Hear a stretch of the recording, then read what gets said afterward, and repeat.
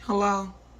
Hey, girl. Yeah, Heartbreak Hotline. Takeoff. Always running this watch your video. surroundings. I was just talking with them about allegations that had been made against Takeoff, which were, I don't care who she is, unfounded.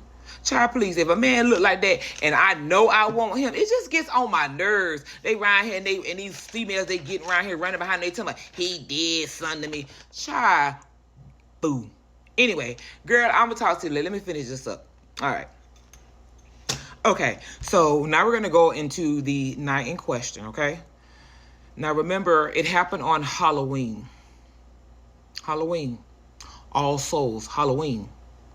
Halloween. The spiritual meaning of Halloween. The spiritual meaning of Halloween traces back to ancient traditions, particularly the Celtic festival of Samhain. I ain't the best reader. It was a time when the veil between the physical and spiritual worlds was believed to be at its thinnest, allowing for greater interaction between the living and the dead. People would honor their ancestors and departed loved ones while also protecting themselves from malevolent, we've already talked about them, spirits with rituals, costumes, and bonfires. Let me move myself over. Hold on. Spiritually, Halloween symbolizes transformation, the cycle of life and death, the opportunity to confront and release fears or negative energy. Now, let me tell you something. I love me some Halloween. I'm just as gothic. I'm gothic, okay? I'm like, look what we gonna watch on TV, boo. Let's watch a horror movie. Yes, that's me. I'm weird like that, and I've asked God to help me with that because, when I started walking with God, and I was like, oh, you can't be watching Halloween. That's something I'm working on. I love it. And I like the one, well, the goose and the ghouls and all that. Yeah. Like, Jason and all that. It was interesting when I was younger, but the other side, the spiritual side, I be all into it, y'all. But anyway, so listen. So we've already talked about what night this occurred when everybody was out partying. That's that, though. I mean, it speaks for itself. The article is there. Pause it and read it. Okay, so on November 1st, 2022, the boys had went to a party. Following a private party at 810 Billers and Bowling in the Green Street Commercial Development part of Houston, Texas, Takeoff was unalive. He was shot multiple times in the head and in the torso. Now, the night in question, Quavo had posted a video earlier in the night in which he had been driving around in Houston with Jay Prince Jr. They were celebrating his father's birthday. Now, I'm not, all them rumors and all that or whatever, I didn't see any information on that. Okay, I don't know who their enemies were. Even through research, I didn't find it. What I found out was that the man who did it, he ain't been held accountable for. That's what I found out. And I'm like, wait a minute. Okay? Wait a minute. All right. The incident happened as follows. There was a party, and it was a private party, at 810 Billers and Bowling in downtown Houston, Texas, and a large crowd had gathered near the front door. The party reportedly ended at 1 a.m. but carried over outside. You know how people don't know how to go home. Until around 2:40 a.m. when the shooting occurred. Now, the thing about it, they like to hang out. But when you mix, now we've already talked about drinking now, and I know I'm not y'all mama. We talked about drinking.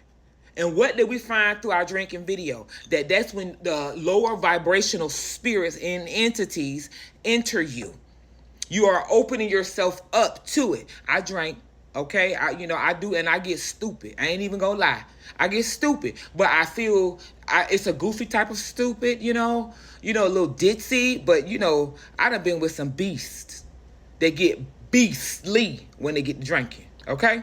Some people cannot handle liquor, period. And shots were fired from at least 2 weapons, leading many people to flee. So everybody wanted to run and scatter. A woman and a man were taken to the local hospital with non-life-threatening injuries. Another man, who officers later confirmed, they did not immediately identify him, was pronounced unalive at the scene. Security guards in the area heard the shooting, but they did not see it. No suspects were arrested. So the police confirmed that Migos group members, Quavo and Takeoff, were in attendance at the time of the shooting. All this was happening in real time for me. Literally, I was in the bed watching this unfold, like just looking at it, because I remember these type of things that stick out for me. There was graphic video of the shooting that circulated online showing a man with a head wound on the ground. You know how gory we is. It just kills me. It do. See, I don't like I said before, I don't like to look at the body without the spirit in it. Even my own mother, when she was no longer here, I don't, because it's like to me, it's like they're still there, and I'm just imagining where they're at, and they're no longer in their bodies. I don't like it. I've had a lot, and I've experienced a lot of death in my life. A lot. Like, everyone that I love is no longer with me. So I've seen everybody that I love cross over. All of them. Mom, dad, grandma, auntie, everybody that I love. So that's why I know what it means to have somebody here, but no longer with you on earth, but in your heart. Okay? So Chief Troy Finna confirmed that Takeoff had been unalived. He confirmed it November 1st, 2022 at 5:25 There a.m. were several different at a news accounts. conference. So basically, they was out late, so everything was happening okay. Vehemently, that means putting a lot of emphasis on it. Chief Finna confirmed, we have no reason to believe that Takeoff was involved in anything criminal at that time. As a matter of fact, the community leaders stated in it like He was this. well loved and Our future, respected. and to lose your life due to gun violence is absolutely absurd. We cannot continue to allow this to happen in a community like ours, and I agree. Bishop James Dixon, pastor of the Community of Faith Church and president of Houston NAACP, stated. So it doesn't make sense that they're doing it. Why are you even rolling with somebody you don't like? Make it make sense. Now let's go ahead and quickly look at what really took place. Okay. Proverbs 18:21 states, "Death and life are in the power of the tongue, and they that love it shall eat the fruit thereof." Y'all know I told you I got a problem with F's. You speak your life into existence. Do you understand me?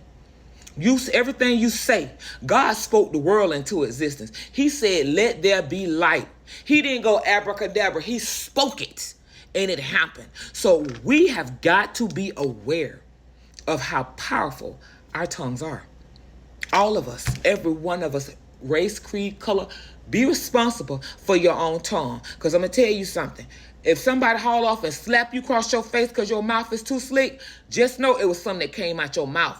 Don't run around here saying slick stuff and then think that nobody ain't going to do nothing. Because see, that's why I stay to myself. Because what you're not going to do is talk out the side of your head to me. And I done told y'all that. I done been through it already. I done already dealt with all that, having charges and stuff in the criminal system because somebody come out the side of their head and then I'm locked up or spending days in jail because of the fact that I lost. Ain't nothing worse than going to jail after a fight. Child, you go to jail after a fight, you be bruised, beat up. And I seen it so much when I was in there. I seen them coming there. I seen one woman come in there. And I'm going to tell y'all this story. She was a prostitute. And she had been messing with a man. He was a professor. And when I saw this woman, she came in and she was all beat up and bruised. And I said, "What happened to you?" And she told me that she was turning a trick. And he took her back to his office. And after they did what they did, he beat her. But when she called the police, she had a warrant, but she was so hell-bent on making him pay for what he had done that she knew she had a warrant, but she wanted him to pay for it. So that is what happened. Disgruntled spirits, drunk, fighting, arguing. It was a setup. Okay? It was a spiritual setup. But anyway, let's go ahead and find out who did this. Okay? Stay tuned for the last video. Love y'all. Mwah.